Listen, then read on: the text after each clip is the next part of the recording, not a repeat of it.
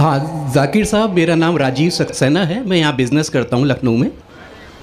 میرا ایک سوال ہے کہ قرآن مکمل ضابطۂ حیات ہے، یہ ہم سب مانتے ہیں، مگر کیا وجہ ہے کہ آپ نے فرمایا کہ 130 کروڑ مسلم اس دنیا میں ہیں، مگر کوئی ملک ایک بھی ایسا نہیں ہے جہاں پہ لا آف دا لینڈ شریعہ قانون کے لحاظ سے ہو؟ تو یہ کیا وجہ ہے کہ مطلب قرآن پاک کی تلاوت کری جاتی ہے، ایک ضابطۂ حیات ہے، بار بار دہرایا جاتا ہے، لیکن اسے فالو ایز اٹ از کوئی نہیں کرنا چاہتا، یہ کیا وجہ ہے؟ راجیو بھائی نے ایک اچھا سوال پوچھا کہ 130 کروڑ مسلمان ہیں دنیا میں، کئی مسلمان ممالک ہے، بٹ کئی بھی ملک میں اسلام کی شریعت پورے مکمل طور سے عمل میں نہیں آتی، عمل نہیں ہوتی۔ کچھ حد تک میں آپ سے سہمت ہوں کہ ٹھیک 100% پوری شریعت میرے علم میں کوئی بھی ملک میں پوری 100% سے عمل میں نہیں آتی، لیکن جو بھی ملک میں جس شریعت کا حصہ اس کا عمل جہاں ہو رہا ہے وہاں سب سے زیادہ آپ دیکھیں گے امن ہے، اور سب سے زیادہ اس شریعت کے معاملے میں فائدہ ہے۔ مثال کے طور پہ سعودی عربیہ میں کرمنل لا فالو ہوتا ہے۔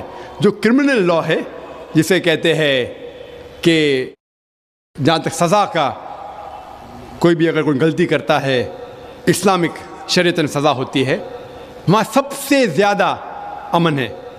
مثال کے طور پہ لوگ یہ کہتے ہیں کہ اسلام مذہب دہشت کا مذہب ہے، جب بھی کوئی چوری کرتا ہے تو اس کے ہاتھ کاٹے جاتے ہیں، کیسا مذہب ہے؟ میں یہ کہتا ہوں کہ باقی دیگر مذاہب اچھی باتیں کہتے ہیں، اسلام اچھی باتیں کہنے کے علاوہ کس طریقے سے اس چیز کا عمل ہو سکتا ہے اس کے بارے میں ذکر کرتا ہے۔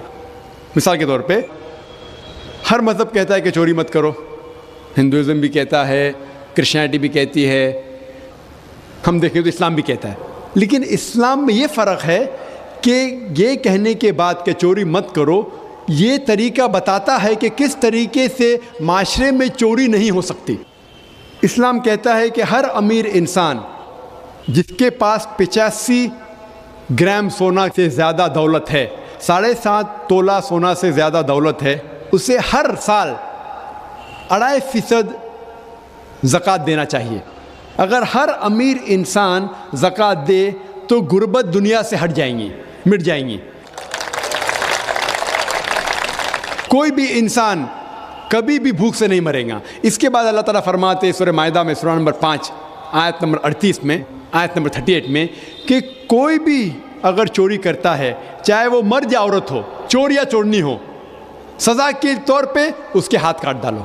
لوگ بولیں گے ہاتھ کاٹنا اس سائنٹیفک ایج میں، آج کی تاریخ میں ایک دم دہشت کا مذہب ہے، لیکن ہم یہ جانتے ہیں کہ آج کی تاریخ میں جو امریکہ کے اوپر ہم دیکھتے ہیں، امریکہ اتنا ایڈوانس ملک ہے، اتنا ترقی کرنے والا ملک ہے، آپ شاید یہ نہیں جانتے کہ وہ ایک ملک ہے جہاں زیادہ سے زیادہ چوری ہوتی ہے۔ جو ملک نمبر 1 ٹاپ رینکنگ میں آتے ہیں اس میں سے ایک ہے امریکہ، جہاں زیادہ سے زیادہ چوری ہوتی ہے۔ میں یہ پوچھنا چاہتا ہوں، اگر ہم شریعت لاگو کریں امریکہ میں کہ ہر امیر انسان 2.5% زکوٰۃ دے، اس کے بعد کوئی بھی چوری کرے ہاتھ کاٹ دینا چاہیے، تو یہ چوری امریکہ میں بڑھیں گی، وہیں کے وہیں رہیں گی، یا گھٹیں گی؟ کیا ہوں گی؟ گھٹیں گی۔ آپ شریعت لاگو کرو اور فوراً آپ کو ریزلٹس ملیں گے، نتیجہ ملے گا۔ ہم دیکھتے ہیں کہ سعودی عربیہ جہاں یہ کرمنل لا لاگو ہے، وہاں سب سے کم چوری ہوتی ہے۔ کیوں؟ کیونکہ اسلامک شریعت ہے۔ اسی ملک میں اگر ہم دیکھتے ہیں ہر ملک میں لڑکیوں کو چھیڑا جاتا ہے، لڑکیوں کا بلاತ್ಕಾರ کیا جاتا ہے، عورت کا بلاತ್ಕಾರ کیا جاتا ہے۔ اسلامک شریعت میں حجاب فرض ہے، عورت حجاب کرے، مرد اپنا حجاب کرے۔ اس کے بعد کوئی بھی آدمی کوئی عورت کا بلاತ್ಕಾರ کرتا ہے، اس کے لیے سزائے موت۔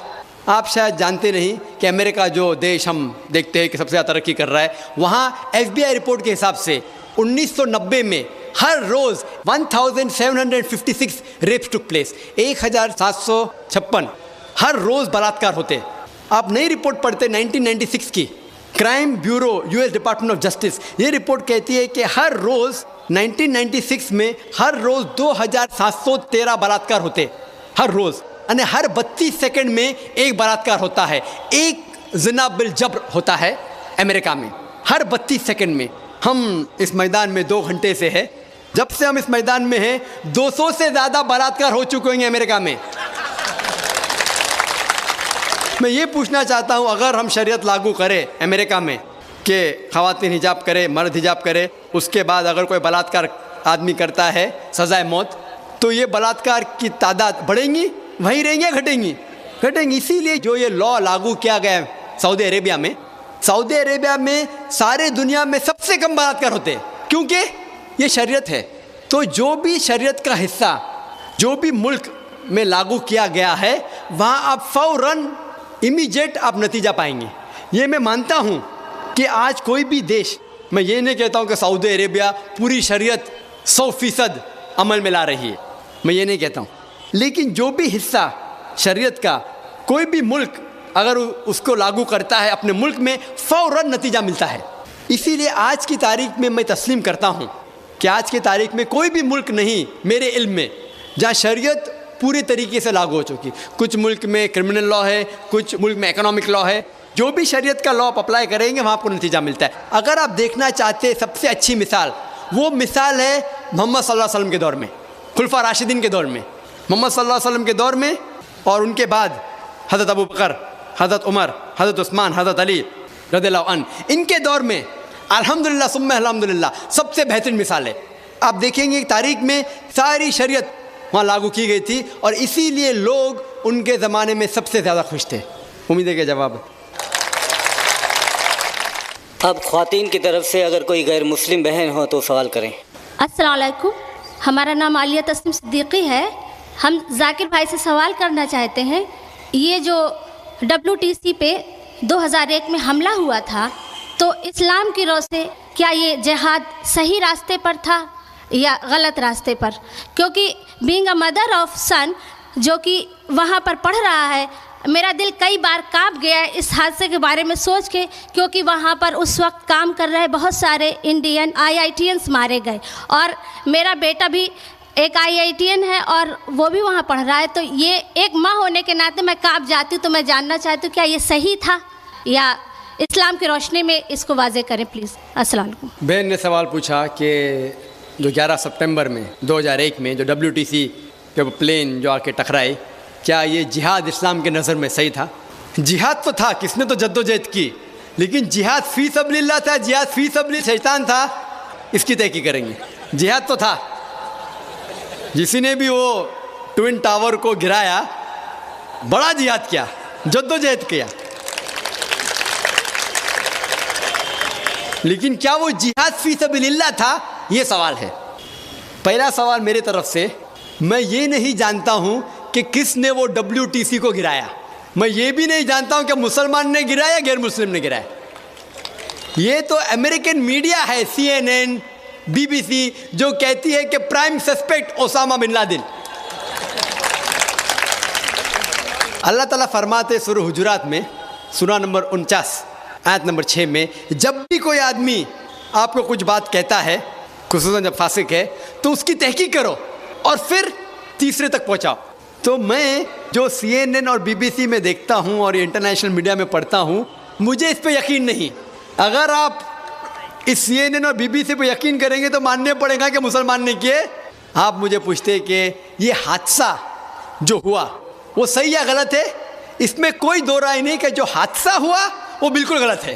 कोई भी मुसलमान ये नहीं कह सकता है कि वो हादसा सही था, क्योंकि अल्लाह ताला फरमाते हैं सूरह माइदा में सूरा नंबर 5 आयत नंबर 32 में, अगर कोई भी इंसान कोई दूसरे इंसान का कत्ल करता है, कोई भी इंसान अगर कोई दूसरे इंसान का कत्ल करता है, चाहे वो मुस्लिम हो या गैर मुस्लिम हो, सिवा कत्ल के बदले में कत्ल या इस ज़मीन पे फसाद फैलाने के लिए, इस दो वजह के अलावा कोई भी इंसान दूसरे इंसान का कत्ल करता है, वो ऐसा है कि सारे इंसानियत का कत्ल किया। और कोई भी शख्स अगर कोई भी इंसान को बचाता है, वो ऐसा है कि सारे इंसानियत को बचाता है। तो कोई भी इंसान का कत्ल करना कुरान के हिसाब से हराम है, सिर्फ دو وجہ سے جائز ہے، اگر قتل کے بدلے قتل یا وہ انسان اس دنیا میں فساد پھیلا رہا ہے۔ تو اس نظریے سے جب 5000 سے زیادہ لوگ کا قتل ہوا WTC میں، تو وہ ایکٹ جو ہے، جو وہ عمل ہے، ہمیں یہ ماننا پڑے گا کہ وہ غلط ہے۔ لیکن کس نے اسے کیا مجھے پتہ نہیں، کیوں کیا مجھے پتہ نہیں، لیکن اگر آپ یہ پوچھیں گے کہ کون سب سے بڑا دہشت گرد ہے، تو میڈیا سے یہ پتہ لگتا ہے کہ امریکہ جو سب سے طاقتور ملک ہے، وہ افغانستان جو سب سے کمزور ملک ہے اس کو اٹیک کیا، اس کے اوپر بام گرائے۔ یہ ماننا پڑے گا کہ جارج بش جو امریکہ کا پریزیڈنٹ تھے، ان نے سب سے کمزور ملک کے اوپر بام گرائے اور ہزاروں لوگ کا قتل کیا، اور اس کے خود سیٹلائٹ چینل پہ CNN پہ اس کا ذکر ہے، اس نے خود اپنے منہ سے کہا کہ میں نے فوج بھیجا معصوم لوگوں کو قتل کرنے افغانستان۔ مان بھی لو اگر بحث کے طور پہ ایک مسلمان نے ٹوئن ٹاور کو گرایا، لیکن کیا اگر ایک آدمی ٹوئن ٹاور کو گراتا ہے، مان لو بحث کے طور پہ اس نے گرایا، تو کیا آپ ہزاروں لوگوں کا قتل کر سکتے؟ کیا کوئی بھی شریعت، کوئی بھی حکومت اجازت دیتی ہے؟ UN نے بھی اس کو پاس نہیں کیا۔ تو میرے نظریے میں آج کی تاریخ میں سب سے بڑا دہشت گرد ہے جارج بش۔ ہم دیکھتے ہیں کہ عراق کے اندر اس نے کہا کہ weapons of mass destruction, weapons of mass destruction. میں صدام کا دوست نہیں ہوں، ہم جانتے ہیں کہ صدام اچھا مسلمان نہیں ہے، لیکن جو جارج بش نے عراق پہ حملہ کیا، بم گرائے، ہزاروں لوگ کا قتل کیا، ہمیں ماننا پڑے گا بالکل غلط ہے۔ اس کے ثبوت کی ضرورت ہے، خود ہی فوج بھیجی، ایروپلین بھیجے۔ تو اس سے ظاہر ہوتا ہے کہ ایسے ثبوت ملنے کے بعد کوئی دو رائے نہیں کہ آج کی تاریخ میں جو سب سے بڑا دہشت گرد ہے وہ جارج بش۔ مثال کے طور پہ ساؤتھ افریقہ کو انڈیپینڈنس ملنے کے پہلے، آزادی ملنے کے پہلے، سفید لوگ ساؤتھ افریقہ پہ حکومت کر رہے تھے، اور یہ سفید حکومت نیلسن منڈیلا کو سب سے بڑا دہشت گرد، ٹیررسٹ کہتی تھی، اور اس نیلسن منڈیلا کو یہ سفید حکومت نے 25 سال سے زیادہ رابن آئلینڈ میں قید رکھا تھا۔ سفید حکومت نیلسن منڈیلا کو کہتی تھی کہ وہ دہشت گرد ہے۔ عام ساؤتھ افریقنز کہتے تھے کہ نیلسن منڈیلا ایک اچھا انسان ہے، وہی انسان وہی عمل، لیکن دو علیحدہ لقب۔ سفید حکومت کہتی تھی کہ وہ ایک دہشت گرد ہے، عام ساؤتھ افریقنز کہتے تھے کہ وہ اچھا انسان ہے۔ اگر آپ سفید حکومت، وائٹ اپارتھائڈ گورنمنٹ کے نظریے سے سہمت ہے کہ سفید چمڑی انسان کو اونچا کرتی ہے، تو ہمیں بے شک یہ قبول کرنا ہوگا کہ نیلسن منڈیلا ایک دہشت گرد تھا۔ لیکن اگر آپ عام ساؤتھ افریقنز کے نظریے سے سہمت ہے کہ چمڑی کا رنگ انسان کو اونچا یا نیچا نہیں کر پاتا، جس طریقے سے اللہ سبحانہ تعالیٰ فرماتے ہیں سورہ حجرات میں، سورہ نمبر 49 آیت نمبر 13 میں اللہ تعالیٰ فرماتے یا ایھا الناس انا خلقناکم من ذکر و انثی وجعلناکم شعوبا وقبائل لتعارفوا ان اکرمکم عند اللہ اتقاکم ان اللہ علیم خبیر۔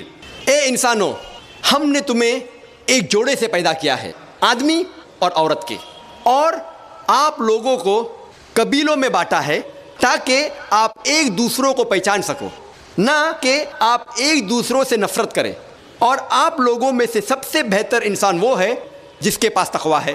اللہ کے نظر میں، اسلام کے نظر میں کوئی بھی انسان اونچا یا نیچا جات پات سے نہیں ہوتا، چمڑی کے رنگ سے نہیں ہوتا، مال سے نہیں ہوتا، دولت سے نہیں ہوتا، جن سے نہیں ہوتا، لیکن ہوتا ہے صرف تقوی کے ساتھ، خدا کے خوف کے ساتھ، اچھے اعمال کے ساتھ۔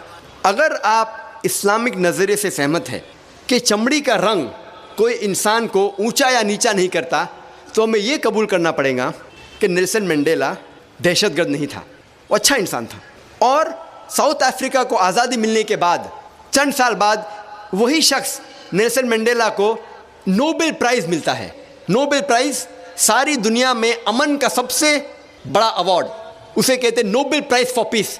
وہی شخص جس کو 25 سال قید کیا گیا تھا اور 25 سال تک کہا گیا تھا کہ وہ دہشت گرد ہے، چند سال بعد اسے ایوارڈ ملتا ہے نوبل پرائز فار پیس۔ ساری دنیا کا سب سے اونچا ایوارڈ امن کے میدان میں وہی شخص کو ملتا ہے۔ تو ہم دیکھتے ہیں کہ وہی شخص، وہی عمل، لیکن دو علیحدہ لقب۔ اسی لیے لقب دینے کے پہلے ہمیں یہ جاننا ضروری ہے کہ کس وجہ سے وہ انسان جد و جہد کر رہا ہے۔ آج سب سے زیادہ غلط فہمی جو اسلام کے متعلق ہے وہ ہے لفظ جہاد۔ لفظ جہاد کے متعلق سب سے زیادہ غلط فہمیاں ہیں۔ یہ غلط فہمیاں صرف غیر مسلم کے درمیان نہیں ہیں لیکن مسلمانوں کے بیچ بھی ہے۔ غیر مسلم اور کئی مسلمان یہ سمجھتے ہیں کہ کوئی بھی جنگ اگر کوئی بھی مسلمان لڑ رہا ہے، چاہے وہ ذاتی فائدے کے لیے ہو، چاہے اپنے نام کے لیے ہو، چاہے مال کے لیے ہو، چاہے طاقت کے لیے ہو، اگر کوئی بھی جنگ کوئی بھی مسلمان لڑ رہا ہے اسے کہتے ہیں جہاد۔ یہ بہت بڑی غلط فہمی ہے۔ کوئی بھی مسلمان کوئی بھی جنگ لڑ رہا ہے، چاہے وہ ذاتی فائدے کے لیے ہو، چاہے مال کے لیے ہو، نام کے لیے ہو یا طاقت کے لیے ہو، اسے جہاد نہیں کہتے۔ جہاد آتا ہے عربی لفظ جہادہ سے، جس کے معنی ہے to strive, to struggle. Urdu میں ہم کہیں گے جد و جہد۔ جہاد کے معنی ہے جد و جہد۔ اور اسلام کے پس منظر میں اگر کوئی شخص اپنے نفس کے ساتھ جد و جہد کر رہا ہے صحیح راستے پہ آنے کے لیے، اسے کہتے ہیں جہاد۔ اگر کوئی انسان جد و جہد کر رہا ہے معاشرے کو سدھارنے کے لیے، اسے کہتے ہیں جہاد۔ اگر کوئی شخص جنگ کے میدان میں اپنے آپ کو بچانے کے لیے جد و جہد کر رہا ہے، اسے کہتے ہیں جہاد۔ اگر کوئی شخص ظلم کے خلاف لڑتا ہے، جد و جہد کرتا ہے، اسے کہتے ہیں جہاد۔ جہاد کی معنی ہے جد و جہد، صرف جد و جہد۔ مثال کے طور پہ اگر کوئی طالب علم، اگر کوئی اسٹوڈنٹ اپنے امتحان کو پاس کرنے کے لیے جد و جہد کر رہا ہے، اسے عربی میں کہیں گے کہ وہ جہاد کر رہا ہے۔ جہاد کے معنی ہے جد و جہد۔ اور لوگوں کو غلط فہمی ہے، غیر مسلمان کو بھی اور مسلمانوں میں بھی، کئی مسلمانوں کو، کہ جہاد صرف مسلمان ہی کر سکتے ہیں۔ اللہ سبحانہ و تعالیٰ قرآن مجید میں کئی جگہ ذکر کرتے ہیں کہ غیر مسلمانوں نے بھی جہاد کیا۔ اللہ تعالیٰ فرماتے ہیں سورہ لقمان میں، سورہ نمبر 31 آیت نمبر 14، اللہ تعالیٰ فرماتے ہیں اے انسانوں، ہم نے تم پہ فرض کیا ہے کہ آپ اپنے والدین کی خدمت کرو، اور آپ کی والدہ نے آپ کو تکلیف کے ساتھ پیٹ میں رکھا اور تکلیف کے ساتھ جنم دیا اور دودھ پلایا۔ اس کے فوراً بعد اللہ تعالیٰ فرماتے ہیں سورہ لقمان میں سورہ نمبر 31 آیت نمبر 15 میں، لیکن اگر آپ کے والدین آپ کے ساتھ جد و جہد کرے، جہاد کرے، آپ کو اس کی عبادت کرنے کے لیے اللہ کے علاوہ جس کا آپ کو علم نہیں ہے، تو آپ ان کی بات نہیں مانو، لیکن تب بھی ان کے ساتھ اچھا سلوک کرو۔ یہاں اللہ تعالیٰ فرماتے ہیں کہ غیر مسلم والدین اپنے بچوں کے ساتھ جہاد کر رہے ہیں، جد و جہد کر رہے ہیں، انہیں شرک کرنے پہ مجبور کر رہے ہیں۔ یہاں اللہ تعالیٰ فرماتے ہیں کہ غیر مسلمان والدین جہاد کر رہے ہیں اپنے بچوں کو اس کی عبادت کرنے کے لیے اللہ کے علاوہ جس کا اسے علم نہیں ہے۔ یہی چیز اللہ تعالیٰ دہراتے ہیں سورہ عنکبوت میں سورہ نمبر 29 آیت نمبر 8 میں، کہ اللہ سبحانہ و تعالیٰ نے سارے انسانوں پر فرض کرایا ہے کہ وہ اپنے والدین کی اچھی دیکھ بھال کرے، اچھا برتاؤ کرے، لیکن اگر ان کے والدین جہاد کرے، جد و جہد کرے اپنے بچوں کے ساتھ اس کی عبادت کرنے کے لیے اللہ سبحانہ و تعالیٰ کے علاوہ جس کا انہیں علم نہیں ہے، تب آپ ان کی بات نہیں مانو، لیکن تب بھی ان کے ساتھ اچھا سلوک کرو۔ یہاں بھی اللہ سبحانہ و تعالیٰ فرماتے ہیں کہ غیر مسلم والدین اپنے بچوں کے ساتھ جہاد کر رہے ہیں، شرک کرنے پہ مجبور کر رہے ہیں، تب آپ ان کی بات نہیں مانو، لیکن پھر بھی ان کے ساتھ اچھا سلوک کرو۔ تو ان آیتوں سے ہمیں یہ پتہ لگتا ہے کہ جہاد غیر مسلم بھی کر سکتے ہیں۔ اللہ تعالیٰ فرماتے ہیں سورہ نساء میں سورہ نمبر 4 آیت نمبر 76، اللہ تعالیٰ کہتے ہیں کہ مومن وہ انسان ہے جو اللہ کے راہ میں حق کے لیے جد و جہد کرتا ہے، اور وہ انسان جو حق کے خلاف ہے، وہ لوگ جد و جہد غلط راستے پہ کرتے ہیں، شیطان کے راہ میں کرتے ہیں۔ اللہ تعالیٰ فرماتے ہیں کہ مومن اور مسلمان جہاد فی سبیل اللہ کرتے ہیں، اور جو حق کے خلاف ہے وہ کرتے ہیں جہاد فی سبیل شیطان، یعنی جد و جہد کر رہے ہیں شیطان کے راہ میں۔ تو جہاد کے کئی قسمیں ہیں، لیکن عام طور پہ جب بھی یہ لفظ جہاد کا استعمال ہوتا ہے، یہ عام طور پہ مانا جاتا ہے کہ یہ جہاد فی سبیل اللہ ہے، جہاد اللہ کے راہ میں ہے۔ اگر خصوصاً کوئی چیز کا ذکر ہے اللہ کے خلاف تو پتہ لگتا ہے کہ اللہ کے راہ میں جہاد نہیں ہے، لیکن عام طور پہ جب بھی یہ لفظ جہاد کا استعمال ہوتا ہے اسلام کے پس منظر میں، اس کے معنی ہے جہاد فی سبیل اللہ، जद्दोजहद करना अल्लाह के राह में। और गैर मुस्लिम अक्सर जिहाद का तर्जुमा अंग्रेज़ी में करते हैं होली वॉर, पाक जंग, जंग मुक़द्दस। ये लफ्ज़ होली वॉर सबसे पहले इस्तेमाल किया गया था क्रूसेडर्स को डिस्क्राइब करने के लिए। जब ईसाई सैकड़ों साल पहले ताकत के बल पर अपना दीन फैला रहे थे तो उसे कहते थे होली वॉर। अफसोस की बात है कि वही लक़ब आज मुसलमानों के लिए इस्तेमाल होता है। और अफसोस की बात है कि कई मुस्लिम उलमा, इन्वर्टेड कॉमर्स में, जो अपने आप को आलिम कहते हैं, वो भी अंग्रेज़ी में जिहाद का तर्जुमा करते हैं होली वॉर। जिहाद के मानी होली वॉर है ही नहीं। होली वॉर का तर्जुमा अरबी में होता है हर्ब मुक़द्दसा। और अगर आप कुरान मजीद पढ़ेंगे, कुरान मजीद या कोई भी सही हदीस में ये अरबी लफ्ज़ हर्ब मुक़द्दसा मौजूद ही नहीं है। इसीलिए जिहाद के मानी हर्ब मुक़द्दसा या होली वॉर या पाक जंग नहीं है। जिहाद की मानी है जद्दोजहद। और लोग ये समझते हैं कि जिहाद की मानी है कत्ल करना, कत्ल करना की मानी है किताल। और एक टाइप का जिहाद किताल भी है, लेकिन सबसे बेहतरीन जिहाद है अपने गलत नफ्स के साथ जिहाद करना अल्लाह के राह में, वो सबसे बड़ा जिहाद है। और एक टाइप का जिहाद, वो जिहाद है किताल। और जब आप किताल कर रहे हैं हक़ की राह में, तभी कह सकते हैं वो किताल फ़ी सबलिल्लाह है। और जब हम कुरान मजीद पढ़ते हैं और हदीस पढ़ते हैं